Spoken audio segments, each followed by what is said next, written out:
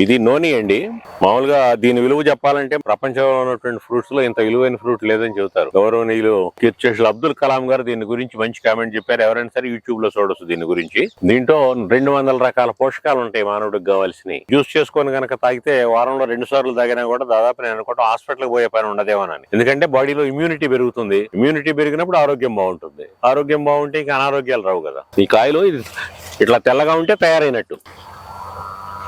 దీన్ని మామూలుగా జ్యూస్ చేసుకొని మనం వడగట్టుకొని కొంచెం నిమ్మకాయ రసం కొంచెం తేనె వేసుకొని కనుక తాగితే ఒక్కొక్క కాయని 2 తాగొచ్చు. వారంలో 2 సార్లు తాగి హాస్పిటల్కి పోయే పని ఉండదు అనేది మా అనుభవపూర్వకంగా తెలిసిన విషయం. మేము వీటిని ఏం చేస్తామంటే ఫర్మెంటేషన్ చేస్తాం. అంటే ముక్కలు కొట్టేసి గ్రైండ్ చేసేసి అదే పరిమాణంలో బెల్లం కలిపి ఒక 10 రోజులు ఒక వారం రోజులు ఉన్న తర్వాత పొలంలో మిగతా ఏమన్నా మనం కషాయాలు కొట్టి వాటితో కలిపి కొట్టేస్తాం. అంటే వీటిల్లో వాల్యూస్ వాటికి కూడా వస్తాయి అనేది మా ఉద్దేశం. ఎవరైనా కనుక చేసి పెట్టే వాళ్ళు ఉంటే వాల్యూస్ ఏమైనా టెస్ట్ చేస్తే ఇంకెవరికైనా మా 10 మందికి చెప్పడానికి ఉపయోగం